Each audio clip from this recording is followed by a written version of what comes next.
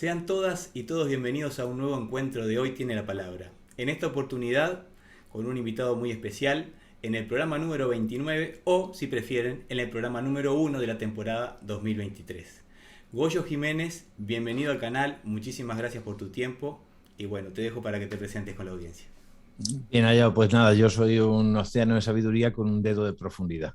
Con lo cual, no sé si voy a... Siempre me he preguntado qué lleva a alguien a querer entrevistarme, porque jamás he pensado que tenga nada importante que aportar a los demás, que no sea de vez en cuando hacer gracia y todo esto, pues para hacer más llevadero el valle de lágrimas que es esta vida. Pero por lo demás, bueno, la gente sigue empeñada en preguntarme cosas, así que, ¿qué vamos a hacer? Pues aquí estoy. Bueno, y hoy, en honor al invitado, me he venido smoking.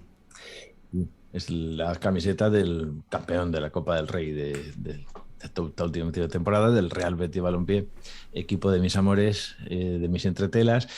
Mi padre era sevillano, voy a explicarlo rápidamente por qué soy bético y bueno, pues estas cosas se heredan, ¿no? Entonces, bueno, es un equipo que siempre ha propuesto jugar a un fútbol que combinase la estrategia con el juego bonito siempre, aunque ha sido un club pues, que en la medida de sus posibilidades siempre intenta hacer un fútbol bonito y eso siempre es agradecido. Por eso aquí decimos viva el Betis man que pierda, porque lo que interesa es la forma que tiene de jugar. Muy bien, y yo te voy a contar por qué tengo yo esta camiseta, que hace Por años que la favor. tengo. Porque yo, en mis años mozos, jugué al fútbol aquí. Nosotros somos contemporáneos, no vamos a decir qué año, pero somos contemporáneos.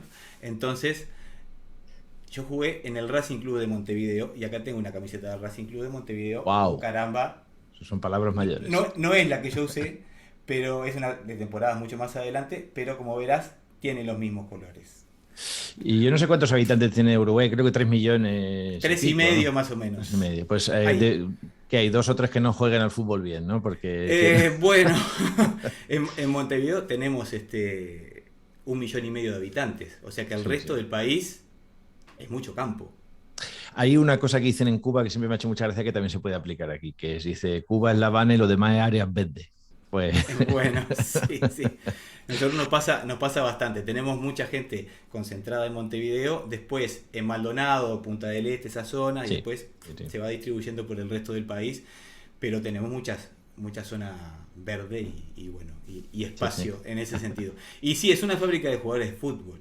Sí, sí, total. Realmente tenemos, bueno, ya conocidos en la MSN, por ejemplo, ha habido alguno en aquel momento que yo veía que unos comentarios que hacías hablando en su momento sobre el Barça y yo me acordaba, me viene una cosa que se me vino a la mente muy jocosa en un día que te entrevistaban y te preguntaban hablabas sobre el apocalipsis zombie y Sí. decías cómo tenías que eliminar a los zombies era con un palazo en los dientes. Mira, ¿sabes lo más gracioso del asunto? Yo tuve el gusto de actuar para el Barça, ya que cuando se marchaba Xavi a Qatar.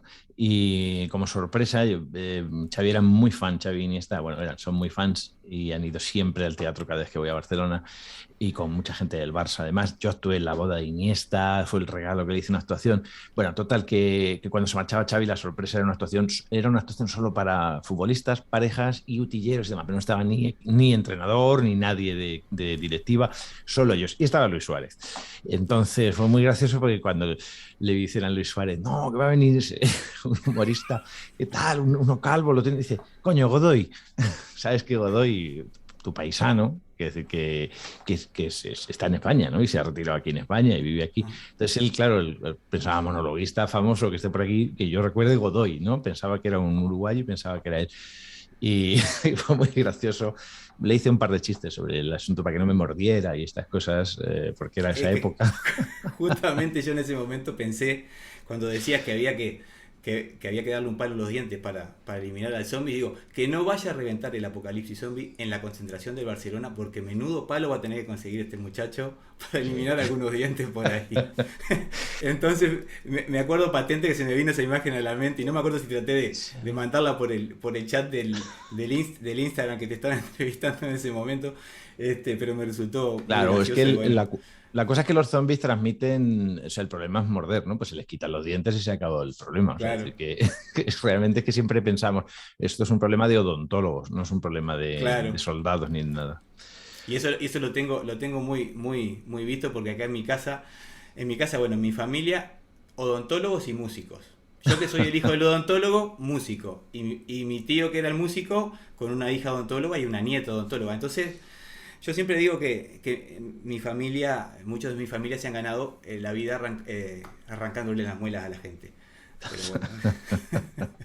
Así que bueno, esa es un poco la historia de la familia y bueno, esta anécdota jocosa y todo lo que tiene que ver con el Betis y tu vínculo al club de tus amores que viene de tu papá, que eso lo pude ver en alguna entrevista también, que estuviste en el Benito Villamarín, pero Sí, también tenés historia con el Albacete, porque si bien vos sos de Melilla, viviste, sí. te A criaste ver, en Albacete. sí, yo nací en Melilla porque mi padre era militar y estaba destinado allí, militar en un cuerpo bastante conocido en España, que es la Legión, y estaba, era estaba allí sobre todo porque en aquella época todavía había una zona de Marruecos y demás que dependía del Sáhara Occidental, bueno, que ahora pertenece a Marruecos. Hay mucha polémica con este asunto, no nos vamos a abrir ese melón. Y bueno, pues él estaba destinado por ahí, mis primeros años los di en Melilla, pero después, como mi madre era de Albacete, al retirarse mi padre, pues nos fuimos allí. Y mi abuelo y mi tío abuelo habían jugado en el Albacete Balompié, y me gustaba mucho el fútbol, entonces pues también hice mis cositas ahí, y entonces el Albacete pues es mi otro equipo, ¿no? Y lo que pasa es que es eso, al ser hijo de militar pues dan muchos tumbos, y vas a muchas Claro, plazas, te destinan a muchos sitios, entonces al final acabas siendo de todas partes y de, y de ninguna, pero digamos que la curación, hay una cosa que se hace aquí con el jamón, que muchas veces el jamón, el cerdo, que es de donde se saca la pata, ¿no? Come y vive en un lado, pero la curación se hace en otra, ¿no? Entonces, lo claro. de la curación es que coja el sabor y se curta. Entonces, yo soy nacido al lado del mar y todo esto, pero curtido en un sitio un poco como Uruguay, que es costa, o sea, playa y pampa, pues esa cosa, Sí, esa sí, cosa. sí, sí. Bueno, y ahí en Albacete jugó un gran jugador uruguayo que es muy recordado, que es José Luis Salazar, el cabeza José Hombre, Luis el, Salazar, el helicóptero, que, que que hizo, se, era que un hizo, helicóptero, se quedaba detenido en el aire cuando remataba de cabeza, era espectacular. O sea, era como con la bueno, estatura que tenía, que era capaz de saltar tanto y rematar también de cabeza, increíble. sí, y bueno, le decían el cabeza José Luis Salazar. Acá jugó en Peñarol, que es el equipo que yo he sido simpatizante de niño. Sí, sí. Si bien después jugué en Racing y ahora con temas deportivos de atletismo, de hace unos cuantos años estoy vinculado a Defensor Sporting, que son Sí. diferentes equipos que tienen todo fútbol. Y bueno, José Luis Salazar hizo un gol muy célebre en un partido contra el Atlético de Madrid, un 2-1 que la clavó de 54 metros Es que luego tenía un y tiro, unas faltas, sí, sí. su hijo en el Schalke 04 hace tiempo hizo para cuando tuvieron el ascenso el mismo gol prácticamente, le patea esas cosas increíbles y bueno, muchos Sí, lo- es que Salazar tenía un disparo de fuera de área tremendo. Era una colocación, una potencia increíble. Era un magnífico jugador y en Albacete se le recuerda con un cariño enorme a Salazar. sí. O sea, Bueno, yo lo vi jugar acá en el estadio también. Cuando nosotros decimos el estadio, cuando decimos el estadio es el Estadio Centenario. ah, claro. Porque ahora los equipos grandes tienen sus estadios y están ampliando y todo, pero por mucho tiempo el estadio, cuando vos hablabas del estadio acá, era el Centenario, que era el Ujú. estadio, primer estadio mundialista, en fin, y toda esa historia que tiene, el primera final del mundo con Argentina, etcétera, pero bueno, era ese. Pero bueno, ahora vamos a introducir al invitado como corresponde en lo que refiere a su profesión. Porque para aquellas personas que no lo sepan, o sea que viven fuera de este mundo evidentemente, es Goyo Jiménez es conocido sobre todo por el humor, como humorista. Pero Goyo Jiménez no solo es humorista, porque se ha formado también en otras disciplinas y también lo que tiene que ver dentro de lo que va por parte del escenario y del arte, pero también estudiaste derecho.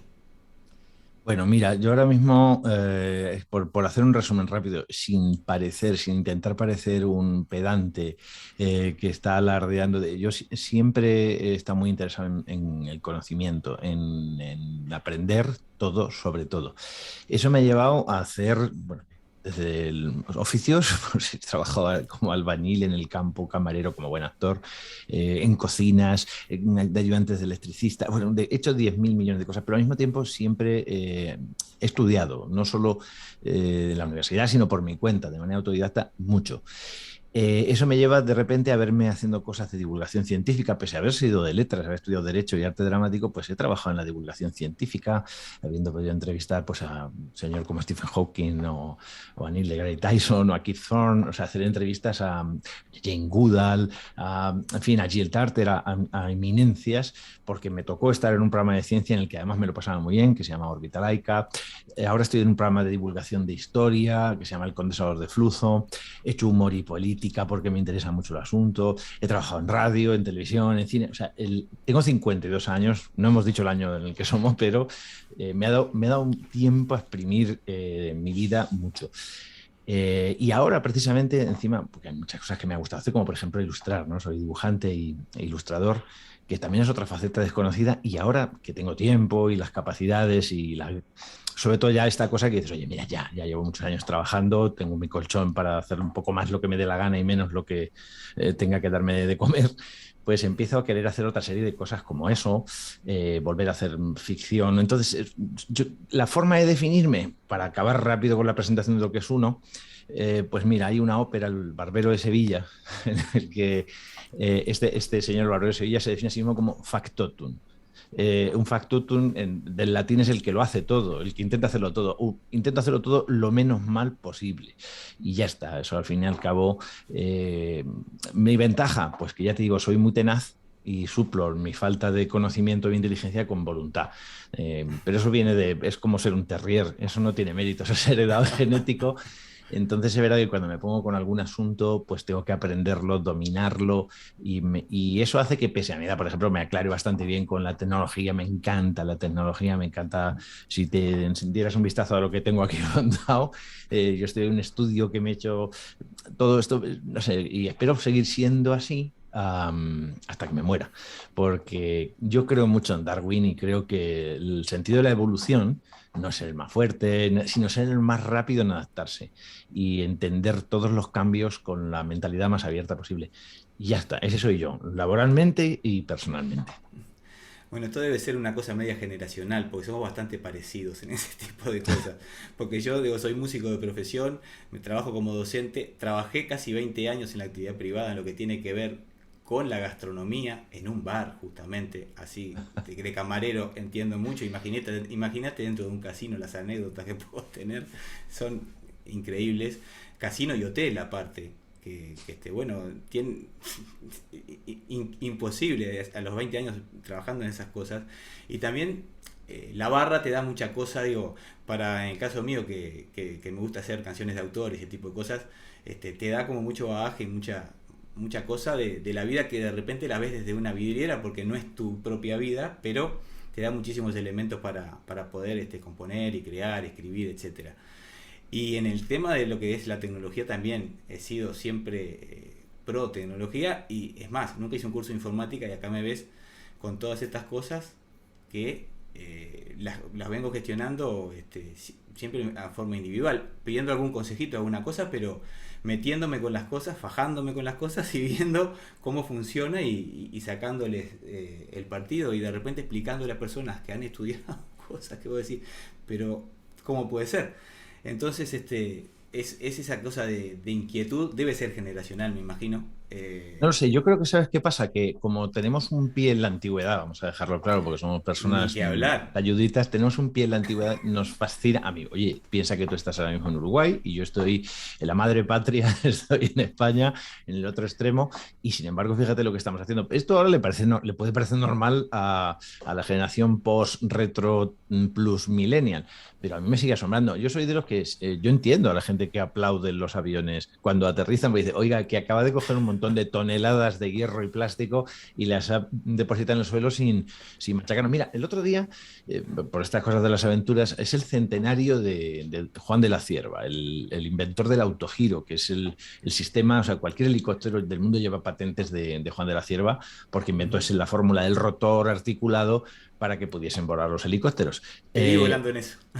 también, pues de repente, bueno, una invitación me fui y me invitaron ahora y dije, por supuesto, y a pilotarlo y todo esto, y me estuvieron explicando cómo hacerlo y me estoy planteando, estoy planteando que lo voy a hacer sin sacarme la licencia para volar con autogiro porque me fascinó.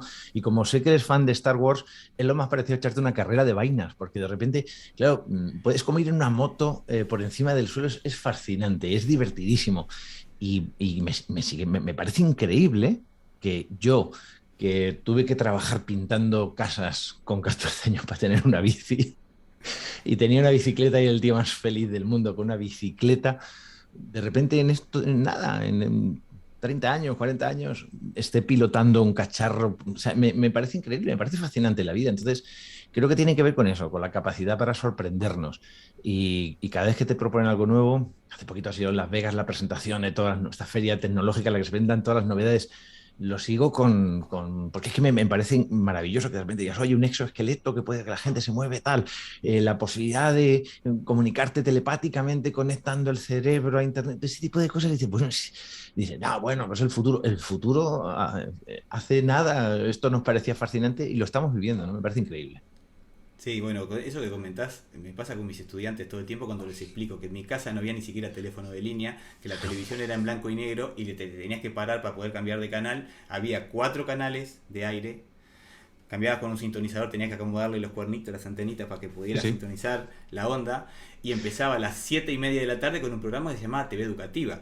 Tenías media hora de eso, media hora de dibujitos y después te volaba tu madre porque venía la comedia y después los informativos, después cenabas y Y se ley de acabó. protección al menor y a dormir. Entonces, vos le decís, parece que uno parece medio jurásico, que a lo mejor sí, pero bueno, Hombre, en muchos este, sentidos sí, pero yo creo que una cosa que me fastidia que se estén perdiendo es la capacidad de fascinarse. A ver, si claro, tú veas una película antes, Star Wars, ibas a verla al cine y era toda una liturgia. Tenías que ir a hacer esa cola enorme, tal, para verlo. Pero es que ahora puedes ver cuando quieras, lo que quieras, que está muy bien, pero también está muy mal, porque no tienes, no realizas el esfuerzo adecuado para conseguir las cosas. Entonces, al final te entra esta desidia. Si todos los días comes en restaurantes excelentes de lujo, pues llega un momento en que no valoras la gastronomía. Si, con perdón, si eres tan atractivo como yo y todos los días tienes un sexo maravilloso, pues al final le coges. Pero yo lo siento por los guapos y que ligan mucho, porque al final dices, pero estás perdiendo lo mejor, que es sufrir esperando. ¿Sabes? pero Esto es una cosa que hablando con científicos, los estímulos de recompensa en el cerebro, por ejemplo, uno ve a un perrete cuando le vas a dar de comer y el momento de máxima felicidad del sistema nervioso del perro es el previo a comer. No es comer, ojo, es ese momento en el que estás ahí, lo voy a conseguir, ese momento en el que se activan todos los centros de recompensa. Pues un poco eso, ¿no? Yo creo que tenemos la suerte de estar viviendo este momento con la sensación de venir del Jurásico, efectivamente, de esas teles en blanco y negro. y sí, y yo para comprar mi primera videocasetera tuve que esperar 10 años a trabajar, a generar y a comprar mis instrumentos, lo mismo, ir generándote. Yo a veces veo chicos que de repente tienen un móvil que cuesta más que lo que yo gano de sueldo por mes. Mm. Y Mira, decís, en la trayectoria profesional sucede algo por el estilo. Cuando te has pegado unas palizas enormes, yo empecé haciendo teatro infantil, hecho de todo, clásico, contemporáneo, arriesgado, trabajo con la Fura del Baus, que es una formación aquí de teatro súper, mega, hiper moderno, que es una cosa brutal. Y yo siempre hacía mis numeritos y mis cosas, nunca dejé de hacerlos, mis números, que después se vinieron y me dijeron que eran stand-up comedy y estas cosas, ¿no?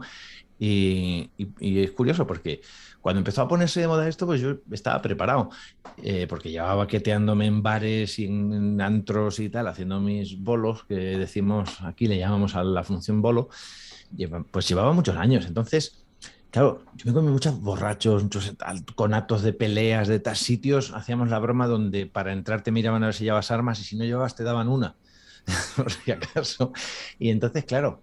Todo eso hace que después valores el trabajo que tienes, cuando si tienes éxito, lo valores de una manera muy diferente, porque a mi edad, yo cada día que salgo al escenario digo, joder, tengo muchísima suerte, muchísima. Ves un teatro en el pleno corazón de Madrid, en Gran Vía, que es el Broadway de aquí, con 500 personas que han pagado para verte, que han depositado en ti su pasta, su ilusión y su tiempo esperando. Y entonces, claro, eres consciente de que eres una persona muy afortunada y que tienes que estar a la altura de esa apuesta.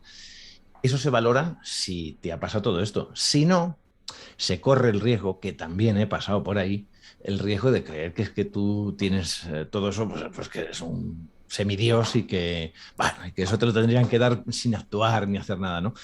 Muchas veces cuando dices, es que este se ha vuelto muy tonto, dices, ¿qué va? Este ya venía tonto, lo que pasa es que le han dado una máquina de amplificar la estupidez. Con Claro. el éxito le han dado esa maquinita. Pero yo creo que si sigues en una trayectoria larga en ese trabajo, la verdad es que todo esto te pone en tu sitio. Que las cosas cuesten, en resumen, me parece que es importante, sinceramente. Pero una de las cosas que mencionás, que justamente lo que hablas de los semidioses, a veces tenés semidioses sentados en tu platea, que eventualmente pueden ser víctimas de tu humor. Entonces, ahí seguramente tenés que ser muy fino en la línea, decir qué digo y qué no digo. Aparte estamos viviendo un mundo de muchas reivindicaciones. A ver, lo mencionábamos al comienzo cuando decíamos de José Luis Salazar que le decían el cabeza. A mí me Uh -huh. decían flaco y era flaco para todos lados, como al gordo le decían gordo, como bueno, todas esas cosas que eran totalmente naturalizadas en nuestro tiempo y vos mismo bromeabas acerca de tus propias falencias o tus propias características negativas. Pues tampoco que sean negativas, sos flaco, si sos gordo, si sos alto, como vos has mencionado alguna vez que te han dicho, pero qué alto que eres, y sí, todo lo alto, ¿cómo se puede ser una persona de tu altura? Pero la realidad es que a veces ahora hay tanta reivindicación y todo está tan legalizado que de repente si uno es una figura pública, como es tu caso, que estás haciendo tu espectáculo y que eventualmente podés tocar la sensibilidad de alguien, hasta te podría llegar a demandar, si quisieras, ¿no? Bueno, tiene que ver con lo que te he dicho antes. Bueno, yo sabes que además ya lo hemos hablado antes de la entrevista, a la hora de plantear un poquito, aunque fue ligero, sobre qué íbamos a hablar. Yo vengo de hacer un programa en televisión que se llama Un País para Reírlo, en el que he Sí, recorrido. justamente. Empezamos hablando un poco de los diferentes acentos en función de las regiones, de las zonas, de las subtramas culturales que tiene este país. Y después acabamos hablando de los tiempos, porque hablábamos del humor en la radio, el humor en la política, y hablábamos todo el tiempo de dónde están los límites del humor. Yo siempre he creído que los límites del humor están en no hacer gracia, punto uno. A partir de ahí, no hacer gracia ¿a quién? Porque se puede hacer gracia a unos a costa de otros. Es decir, se puede hacer gracia a un colectivo mayoritario a costa de un colectivo minoritario. Tampoco me interesa eso, porque creo que hacer gracia tiene que partir de la autocrítica, es decir, tiene que partir de hacer gracia a costa de lo que de verdad nos une a todos, porque a mí reírme de si alguien es gordo o alto o bajo me parece accesorio. A mí me parece que los sustantivos es reino de lo imbéciles que somos todos, altos, bajos, gordos, de lo asustados que estamos en este mundo, etcétera. Entonces yo creo que hay una cosa muy sencilla, que es la empatía. El humor, en mi opinión, tiene que servir para que la gente se vaya mejor que entró. Si la gente se va peor que entró, no estás haciendo bien tu trabajo, así de sencillo. Y la empatía consiste en entender eso, sea en un teatro, en un trabajo, en la calle, en la televisión o en la radio. Intentar empatizar con el otro. Y hay veces en las que una persona pues, puede tener inseguridades del tipo que sea, ¿eh? Y le puede molestar un chiste en el que se vea identificado y demás. Yo creo que el primer paso es intentar siempre seducir, convencer, no, o sea, no imponerse, no decir que yo soy artista y puedo hacer.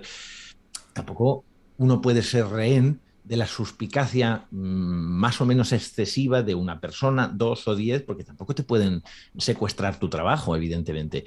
Pero hay que asumir que, puesto que haces tu trabajo públicamente y estás sujeto al escrutinio público y a las consecuencias que eso trae. Entonces, tampoco creo que los humoristas debamos tener una licencia por la cual. Pero sí que le diría a la sociedad que sin ser nosotros una especie de seres especiales, que por lo menos en mi intención, es poner delante de sus ojos un espejo para que se vean ellos, que lo feo no es lo que yo estoy contando, lo feo es el reflejo. Y a lo mejor lo que molesta es verse reflejado de esa manera. Claro. Es cierto que ya te digo que durante mucho tiempo se ha hecho humor sin esa empatía, pero a mí nunca me ha hecho gracia el humor a costa de.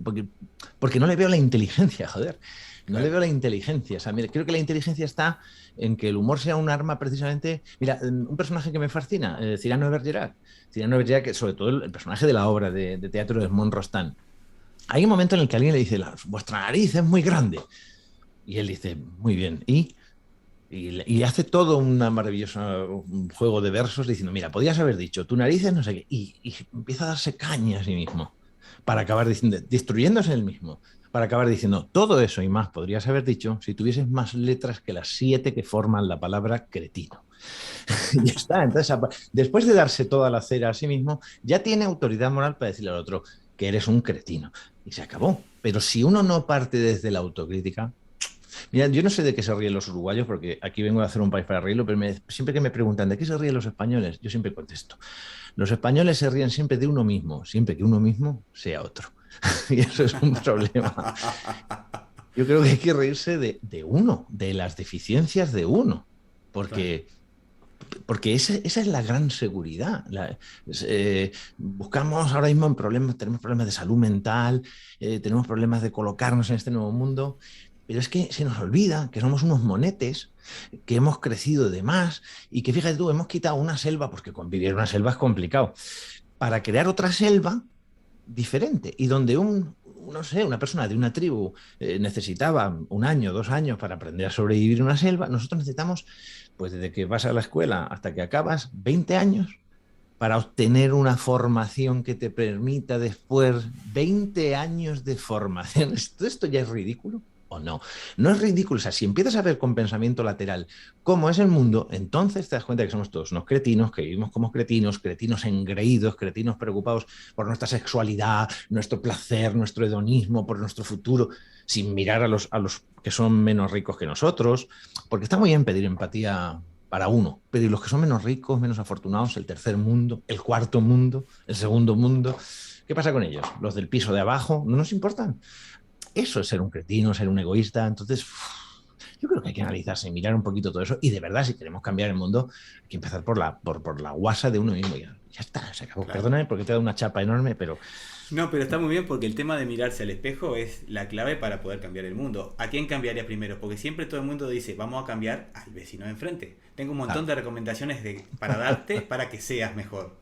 No, mírate al espejo y empezá dando el ejemplo de mejorar todas las cosas que vos entiendas y puedas ir descubriendo que podés mejorar. ¿En qué? Sí. En absolutamente todo. En todas las facetas de la vida tenés cosas para mejorar. En el ámbito humano, en el ámbito profesional, en el ámbito familiar. O sea, todo lo que constituye el ser humano es esa ilusión de la perfección. La perfección es un modelo, es una cosa que uno hace de una forma un tanto, no digo ingenua, pero uno se dice, bueno, yo quisiera ser esa persona que está vestida con todas las virtudes posibles, ¿no? Y hace lo Pero que porque, puede. bueno, pero sí, pero a ver, va en función. Hoy estaba comiendo con un señor productor de televisión y todo esto, estábamos hablando de este tipo de cosas y había un momento en el que, porque decía, ¿por qué antes? ¿Por qué ahora? Porque digo, mira, yo no creo ni que antes mejor, ni que ahora peor, ni al revés. Creo que antes teníamos una cultura, por ejemplo, desde el punto de vista de los paradigmas que gobiernan el mundo, éramos mucho más intensitos. Nos gustaban las canciones con mensaje, las obras con mensaje que decían algo. Ahora vivimos en una cultura, pues en este sentido, bastante más light, y no lo digo a malas, sino que lo que quieren es de una forma vivir en un carpe diem, de aprovechar el momento. Pero al final tampoco, o sea, la cuestión es que al final es el equilibrio, o sea, encontrar determinado equilibrio, porque configurarte a ti mismo, verte a ti mismo con 20 años es estupendo, pero verte con 50 es otra cosa. O sea, uno, decía Shakespeare, cuando dije que no iba a hacer jamás eso, es que no pensé que iba a vivir hasta verme haciéndolo. Claro, es que ese es el problema de la humanidad. Es que yo no haré jamás esto, es que yo no me veré nunca así, es que esto... ¿Qué es la perfección de la que hablas? Estar buenísimo, estar mazado, oiga, está muy bien, hay que estar muy bien para estar fuerte, para vivir en la jungla que sea, ya sea una jungla o en esta jungla, viene bien para la salud. Ahora, convertir eso en una obsesión o en un objetivo en sí mismo ya no es salud, ya no es saludable. Porque al final te cansas, pues al final se te van. O sea, llegará un momento en el que buscarás algo más en la persona. Esto me hace mucha gracia. En este sentido, por ejemplo, además, por mucho que creamos, al final buscas una persona que te divierta y una persona que sea madura y buscas relaciones con gente que te hagan feliz, no con gente que quiera hacerse feliz contigo. Hostia, es que, por ejemplo, el coito consiste en que dos hacen cosas, no es que uno usa al otro como herramienta de su satisfacción. Pero claro, ahora mismo estamos todos en esa especie de cultura de voy, mi satisfacción y lo quiero ya, Tinder, venga, es que tiene que ser ya. Y me parece maravilloso, si quieres sexo, pues lo tienes ya. Pero también de repente luego empieza la gente a quejarse de vacío. Si es que esto es la gata Flora, si te la meto ríes, si te la saco lloras. Y lamentablemente pero es como esto va a ser así siempre. A lo mejor tendríamos que dejar de tomarnos un poquito tan en serio cosas tan absurdas y centrarnos en cosas más importantes. Vuelvo a repetir, como la gente que lo está pasando mal en los sitios donde hay guerra, no solo los sitios donde hay guerra de blancos, ojo, los sitios donde hay guerra de gente con la piel de otro color, que también los hay y están menos en las noticias, pues porque parece que nos interesan menos, no sé, en solucionar las enfermedades. Claro, nadie se acuerda de las enfermedades como el cáncer o la ELA o un montón de enfermedades que hay que provocan a la gente mucho dolor hasta que no te pasan. Y entonces decimos, habría que invertir más y no sé qué. Ah, entonces, es que claro, hasta que no arde el bosque seco, no nos quejamos. Pero da la sensación de que dices, oye, hay que tener esto presente y hay que recordarlo. Y para eso creo que es lo que estamos los humoristas. Creo que a mí me hace más gracia reírme de todo esto. Reírme. A mí me hace, por ejemplo, más gracia comparar, con la excusa de los estadounidenses, comparar el Día de Acción de Gracias con lo que sería una fiesta en España, sería el Día de Acción de Quejas. Porque en este país nos encanta quejarnos. Y ya tengo el chiste ahí, y estoy dando el carácter general de acción de quejas. Y da igual que seas blanco, negro, alto, bajo, si tú vives en este país, al final te acabas quejando. Porque es el deporte nacional. Y ya está. Y es una de las cosas que en su momento hemos dejado a las antiguas colonias, la necesidad de la queja. Es que el uruguayo es muy quejoso. Pero por ascendencia ibérica, te lo presento. Pero justamente lo que mencionás en cuanto al artista en general, porque también me lo planteo desde el lado del músico, bueno, si es música con letra, pero si es música, o sea, ¿cuál es la misión del arte y del artista? Y bueno, esa cosa de arte versus entretenimiento, porque ahora es todo, parece que fuera entretenimiento. Todos Sí. estamos para entretener y hasta los niños, hay que entretenerlos. Pero, ¿dónde está esa cosa inteligente de que más allá de que te entretenga, que está muy bien que te entretenga, porque a veces el humor está pensado o conceptualizado por mucha gente como una cosa livianita que está por ahí y solamente entretiene porque vas y te reís un rato, pero no debería dejarte algo más, promocionarte a nivel interno otro tipo de movimientos, de alguna forma conectarte contigo mismo, lo que estábamos hablando recién, y a su vez también generarte esa empatía que te deje con ese bichito ahí pensando más Mm. allá del hecho puntual de lo que fuiste a ver o a escuchar, o que escuches una obra musical que te conmueva, o que veas una película que te logre emocionar y que a través de eso también puedas reflexionar de la vida real, porque muchas veces nos quedamos en Hollywood y la vida real se nos pasa como parece que la película fuera la realidad y la realidad fuera la película. Mira, esto es una queja que ha existido. Si tú te vas a Pompeya, verás que hay pintadas ya quejándose de esto. Si esto se hablaba en tiempo de los griegos, ya se quejaban ya en el teatro griego se quejaban de la banalidad de determinadas obras y demás. Esto es tan viejo como desde que el carro de Tespis o desde el primer momento en el que alguien se pone a hacer cosas destinadas a los demás. Yo no creo en el maniqueísmo ni en el blanco y negro, y mucho menos en el arte. A mí, si un niño lee Harry Potter, me parece que es una plataforma de entrada para necesitar luego algo más y después algo más. Y es abonar para que alguien después quiera leer. Si alguien, mira, me decía un amigo venezolano promotor, cuando fui a actuar a Viena, y me decía, doy clases de español. Oye, no hay nada que me haya venido tan bien como el reggaetón, porque de repente todo el mundo quiere entender, o las novelas, los culebrones que le llamamos aquí, porque todo el mundo quiere entender eso. Todos los austriacos quieren entender las letras de Bad Bunny, que ya es difícil para los que hablamos español entender a cualquiera de ellos, a Bad Bunny o a Maluma o a quien sea, entenderlos, porque ya no solo hablamos de conceptos, sino de la vocalización. Pero, en fin, oiga, que ha hecho mucho más por la extensión de nuestro idioma, el reggaetón, probablemente, y lo siento tener que decirlo así, que Juan Ramón Jiménez, ¿sabes? O que Benedetti, te voy a citar a mi poeta uruguayo favorito, pero es verdad que al final, a través de eso, quizá luego llegues a Benedetti. Como Claro, o sea, a mí me encantaba, fíjate tú, Benedetti, que era un poeta que muchas veces se le bajaba de poeta porque era muy humorístico, porque tenía sí, mucha gracia el señor Benedetti y decía cosas como abramos un canal entre el azul Atlántico de tus ojos y mi natural Pacífico. Y te hacía un haiku así, y claro, ahí hay un humor precioso, un humor poético. Pues eso le hacía ser popular. Y esto, de repente, a determinados poetas más impopulares no les gustaba. Y escuchabas que la gente decía, es que Benedetti es muy popular. Oiga, es que Shakespeare le gusta mucho a la gente. ¿Sabes cómo llamaban los contemporáneos de Shakespeare a Shakespeare? Shakespeare, sacude escenas. Es que Molière estaba solo preocupado de hacer reír. Bueno, pues Molière hizo reír y buscó pensar.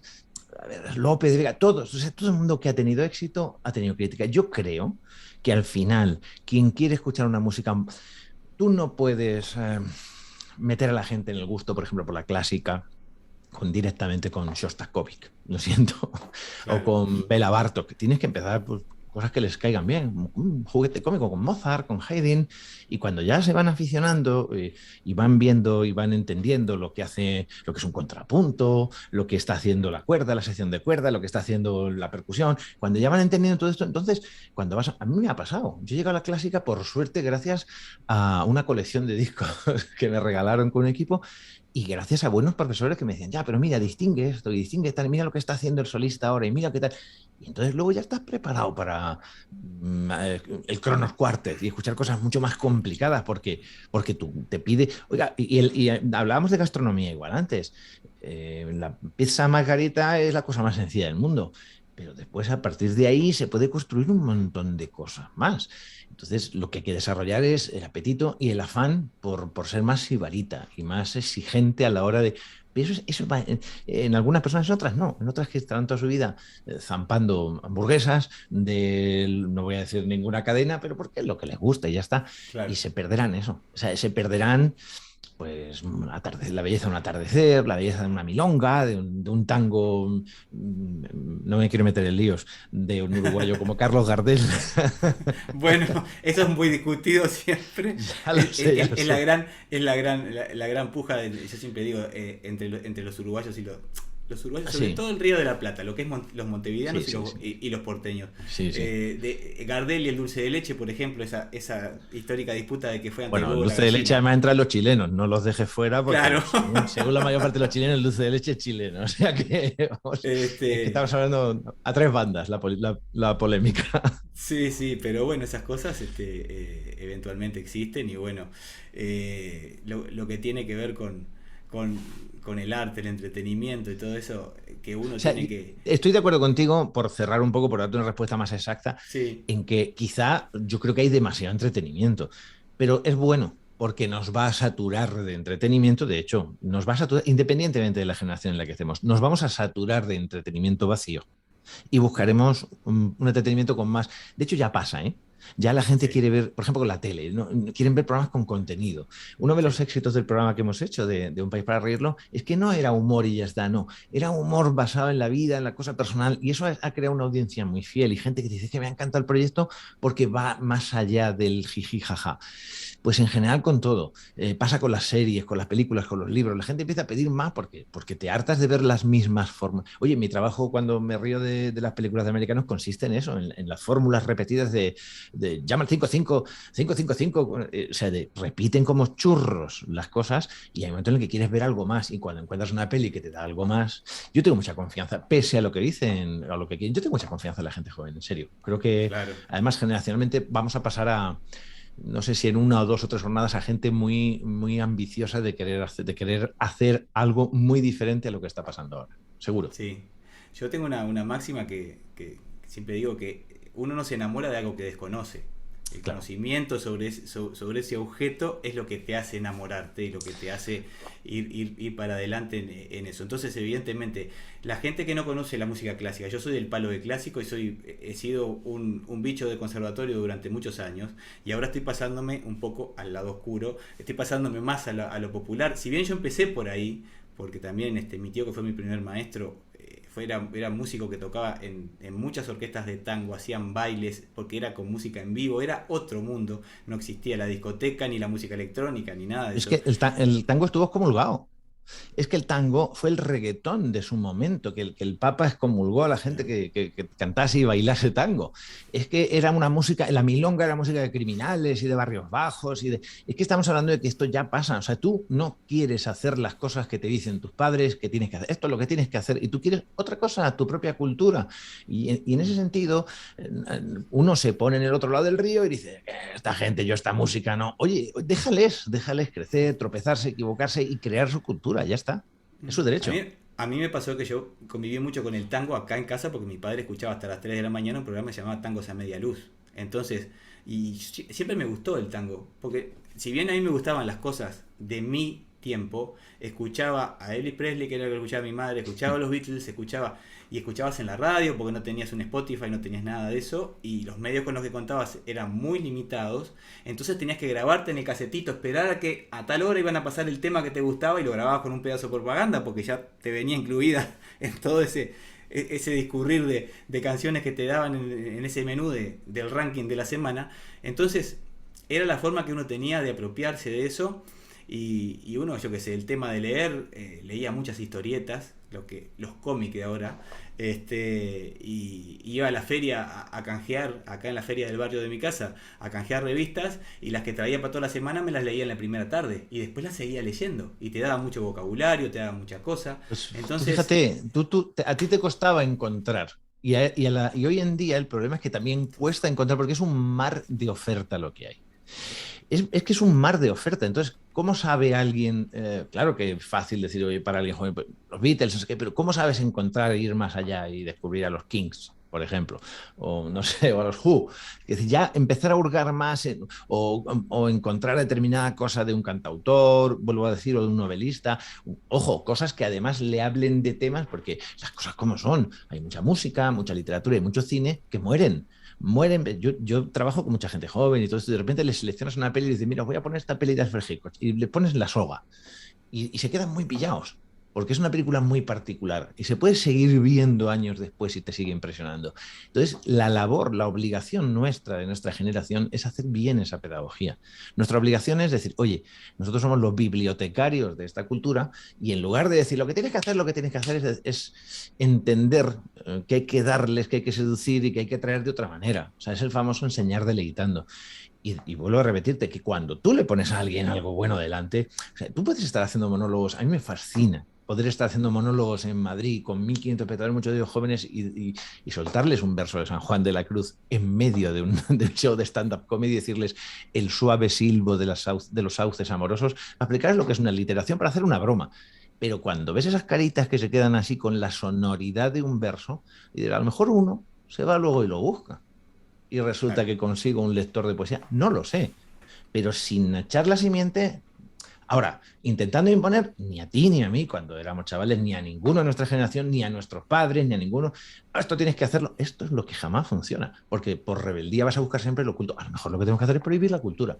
Si prohibimos la cultura de calidad, tranquilo que la buscarán. La buscarán, Sí, pues aunque sí. solo sea por llevar la contraria. Punto. Es que institucionalizar la cultura, fíjate, es lo peor que puede pasar. El tango era una cosa popular, de repente, no, con la orquesta y no sé qué, y cultura, y ya empiezas a decir, que esto ya es, me suena a cosa institucional, a cosa ya de gente mayor, no me interesa. Y ese es el problema.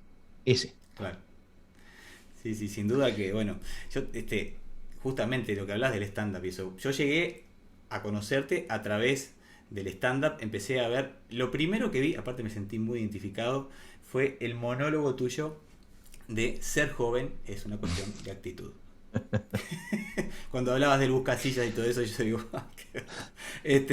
pero después vi otros y a su vez también se lo mostré a mi primo argentino con oportunidad, que es un muchacho que tiene 20 y pico, y nosotros tenemos ya cuando hablamos de música, porque él me está produciendo, ahora estamos gestionando un disco, Bueno, que es mi primer disco, que ya era hora, entonces él me lo está gestionando y cuando escuchamos algo que nos gusta, por ejemplo, tenemos el temazo, tío.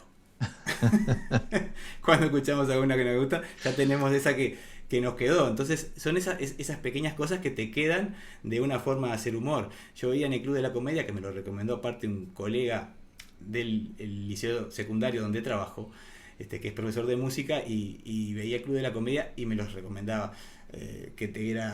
Me decía a David Guapo, Leo Harlem, Ana Morgade, Eva H., bueno, todos los que participaban en el Club de la Comedia, que yo empecé a mirar todos esos stand-up y me encantó y me hice fan de ustedes y en especial de tu trabajo, y siempre me Muchas interesé gracias. por seguir escuchando. Digo, bueno, ojalá algún día lo pueda conocer a Goyo Jiménez, digo, porque bueno, a todos los que admiramos a un artista que hace el trabajo como tú lo haces, nos surge esa ilusión. Felizmente, vos sos una persona célebre que ha decidido vivir en el mundo de los mortales. Entonces, Yo soy un tenemos esta currante, como posibilidad de decimos. poder conversar. No, mira, a ver, yo intento atender de la misma forma que cuando yo he querido que me atendieran para hablar de lo que fuera, pues creo que hay que corresponder y que yo tengo mucha suerte, porque al margen del trabajo y todo esto que yo haya podido hacer para estar, yo también tengo un componente alto de suerte, porque eso si no, a nadie le va bien, sino un componente de suerte, las cosas como son.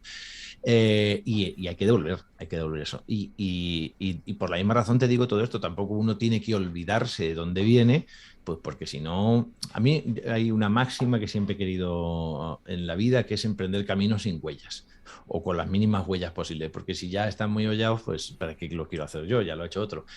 Pero, como decía el poeta, hay que mirarse de vez en cuando y ver el camino y verla. El otro día me mandaron unas fotos de una de las primeras casas en las que viví, un amigo, mira cómo está esto ahora, tal, y yo decía, joder, aquí te revienen todos estos recuerdos y hay que tenerlos presentes siempre, pero de verdad, no endulzados ni arreglados, porque yo no sé qué, pues yo lo hacía como esta cosa muy de padre, de yo a tu edad, y dice, venga, tú a mi edad estabas exactamente igual de perdido que yo, o más.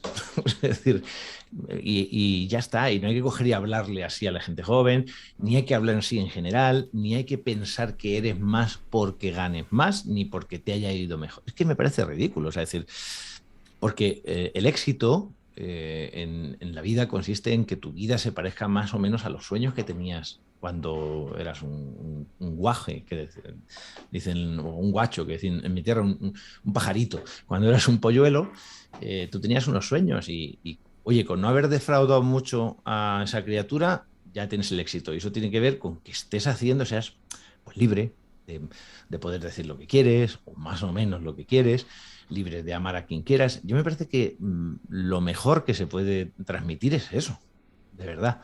Es decir, pues, no, que no te engañen, porque puedes tener mucha pasta y estar muy hipotecado en otros sentidos. Hay una frase que por lo menos aparece una que no sé si es en fin, una frase bastante ya popular que es era tan pobre que no tenía más que dinero. Es Entonces, cierto, sí, sí. es He una frase de oído. una canción de Sabina. Sí. Y dices, oye, ser tan pobre que no tienes, que solo tienes eso, que no tienes amigos, que no tienes tiempo. Hay una cosa que les digo a los chavales en los monólogos, que digo, ¿sabes qué pasa? Porque hago bromas sobre la gente joven y digo, ¿sabes qué pasa? Que en el fondo esto es risa de miedo, porque el saldo que nos interesa a todos es el del tiempo, que es el que tienes. Tú no tenemos la pasta y el poder, pero tú tienes el saldo de tiempo. Y cuando vemos a la gente joven malgastar el tiempo a manos llenas, nos cabreamos y todo esto porque en el fondo es lo que deseamos. Mientras no se nos Claro. olvide todo ese trayecto es que hay un momento que tienes la tranquilidad de decir, pues si yo ya estoy aquí para divertirme, yo ya he cumplido con la Claro. patria, he cumplido con la sociedad y yo ahora a partir de los 50 es cuando puedo empezar a divertirme. Entonces Ujú. mi suegro me dice, que mi suegro sea prejubilado y es el tío más feliz del mundo y me dice, tranquilo, eres recuperable para la vida. O sea que, Claro. Y sí, bueno, y si yo estoy acá hoy hablando contigo es por hacerle caso a mi alter ego español. Porque ¿tu yo alter ego siempre. español es? Ah, Mi alter ego español es un personaje que me he inventado que se llama Pepe García, que habla como es un- español. Entonces, parafraseando a José Mota, un día me dijo, y lo hago mirando a la cámara, yo le dije, y me dice, ¿pero por qué no entrevistas a Goyo Jiménez? Y yo le digo, ¿pero te parece? ¿Pero y por qué no? Porque a lo mejor es que no. Pero ¿y si sí? sí, sí. Entonces, un poco a título de broma y un poco en serio, el hecho de arriesgarse y proponerle a las personas, yo he tenido siempre esa cuestión, mi madre siempre fue muy tímida y siempre me transmitió todo lo contrario. Dice, vos andá y habla. Y convengamos que yo me vinculé contigo sin intermediarios. Que eso Sí. habla también muy bien de tu persona, por lo cual te agradezco, pero también habla muy bien de muchas personas que han sido entrevistadas en este proyecto, que arrancó el 20 de diciembre del año pasado, como una idea, que empezó justamente con profesores de mi centro educativo y Elena Rice, Linguriosa, que es una chica que es lingüista, que habla sobre curiosidades del español y lo hace en forma muy humorística. Ujú. Entonces hablábamos justamente sobre el lunfardo y fue el primer programa que hicimos. Y de ahí arrancó todo esto y seguí con este proyecto que estoy tratando de todavía remar la cantidad de suscriptores que YouTube requiere para poder hacer crecer el Monetizar. canal. Sí, crecer, bueno. A mí sinceramente que la monetización es lo que menos me importa. A mí lo que Mm. más me importa es el testimonio de las personas que tienen cosas interesantes para decir, como las que has compartido hoy acá para toda la audiencia. Es realmente, ha sido un gusto tenerte en el programa. Gracias. La verdad que es una felicidad y una oportunidad que te agradezco. Nada, Ojalá no hace y... falta. Si además, si hubiese tenido que ir hasta Uruguay y volver, si hubiese tenido que ir a hacer la entrevista y volver, pues seguramente hubiese sido en otros términos. Pero es que si es, vuelvo por donde empezamos. Esto es tan fácil que al mismo tiempo es tan fascinante el poder hacer esto, ¿no? El poder estar hablando, quiero decir, porque a ti pero a mí también me gusta hablar y discursar, porque al fin y al cabo pones también tus ideas en orden y las pones en claro. Y también manifiestas públicamente lo que quieres ser, porque te puedes alejar, ¿no? Porque luego uno se mete en el carro, como decís vosotros, te metes a conducir y te vuelves el peor animal del mundo. Y de vez en cuando haces una entrevista así y dices, pero si tú eres bueno, si tú quieres ser bueno, ¿por qué de repente luego coges el coche y quieres ser un asesino? O ves a un dirigente político y te gustaría ser francotirador, cuando lo que te gusta, sinceramente, es reírte, pues eso. Y, ¿sabes? Una cosa bonita que tiene, una cosa terapéutica y bonita que tiene el humor cuando te dice la gente, joder, es que hemos visto esto y nosotros en casa hacíamos esto y nos cabreamos y tal. Y cuando has dicho, por ejemplo, un monólogo, tengo muchos monólogos que no están grabados, ¿no? Un monólogo que hablaba sobre cosas de la circulación y cómo nos comportamos. Y dice, claro, joder, cuando ya me vuelve a pasar, en vez de coger un cabreo, me río y digo, qué gilipollas que soy. Y eso tiene un punto de actualización de 2.0 de la persona, gracias a... Eso es el humor. El humor es que a través de una risa te lleve una catarsis que digas, coño, me estoy haciendo el canelo, estoy haciendo el tonto, ¿no? Ya con eso has avanzado mucho como ser humano y has evolucionado mucho. A mí también me sirve para las entrevistas y todo esto me sirve, pues eso. Mira, los romanos decían memento mori, que esto es una... Cuando a alguien le iba muy bien en la vida, le daban un paseo por el centro de Roma y iba un tío todo el rato sujetando los laureles y diciéndole, recuerda que solo eres mortal. Así que Es cierto. Pero bueno, Goyo, la verdad que muchísimas gracias por todo te hace nada eso. lo que has compartido. Ojalá y te podamos tener por aquí en Montevideo. Me dijiste que habías estado en Montevideo, pero no, me De encantaría vacaciones. claro, que hubieses, que vinieras en algún momento a poder mostrar tu espectáculo, porque A realmente mí también sería me gustaría. muy lindo poder tenerte por acá. Desde ya te Fue digo que precisamente en enero hace 5 años. Estabais todos de vacaciones, está todo el mundo efectivamente en la playa, en la colonia Sacramento, que me invitaban, y en sitios así. Todo el mundo estaba en la playa, porque estaba Montevideo vacío, como hacía yo un calor. ahora. Claro, hacía un calor horrible, pero me encantó, me encantó. Bueno, todavía recuerdo un edificio, ¿cómo se llamaba? Que es como la casa de Batman, que está recuerdo El que Palacio había Legislativo, tal vez. no sé, uno que tenía una Es una maldición. avenida que hay una circunvalación que todas las calles convergen ahí. Sí, Sí, sí, es como, es donde está el Parlamento. sí, sí, Sí, es pues ese. me lo Mucho pasé de mármol por miedo. afuera. Sí, sí, Mármol de la verdad es que Carrara. me lo pasé muy bien. Y no sé en qué plaza acabé, que había muchísima gente, eso sí, ya a la caída de la noche, bailando precisamente el tango y todo esto, y me quedé ahí embobado y vino una chica y me dijo, ¿pero qué haces acá? Tal, si, oye, que había venido a España, se había hecho fan de los monólogos, se había vuelto a Uruguay con la crisis aquí en España, y de repente dice, ¿qué haces aquí? Tal, fue una cosa muy bonita, pues de repente te sentías pues menos forastero, la verdad. Muchas ganas de volver por allí, muchísimas ganas. Bueno, ojalá tengamos la suerte de Ojalá tenga tenerte yo. pronto, ojalá y tenga la fortuna de volver a viajar y visitar Madrid. me encantaría conocerte personalmente y poder ir a ver tu espectáculo, porque de repente, si no es acá, puede ser allá. Así que tengo pensado volver. Estuve en 2016 y 2017 y tengo familia y muchos amigos por allá. Y bueno, y tengo gente de mis entrevistados, por ejemplo, que seguramente me pueda reunir con ellos y sería un placer y un privilegio poder encontrarnos y bueno, seguir compartiendo este tipo de cosas que los que estamos en el mundo del arte tanto disfrutamos y bueno, y poder hacer un poco de educación a través de eso que estamos haciendo. Así que bueno, Goyo, muchísimas gracias. Es un hasta siempre y un hasta cualquier momento. Bueno, hasta otra, ya podremos hacer otra, que nos quedan muchas cosas de las que hablar. Si no, como poco, nos podemos volver aquí a ver tranquilamente. Ya iremos viendo cómo va el canal, la mejor de las suertes Muchísimas para este gracias. proyecto. Y nada, mucho ánimo, ¿de acuerdo? Un saludo a todos los que nos ven. Muchísimas gracias.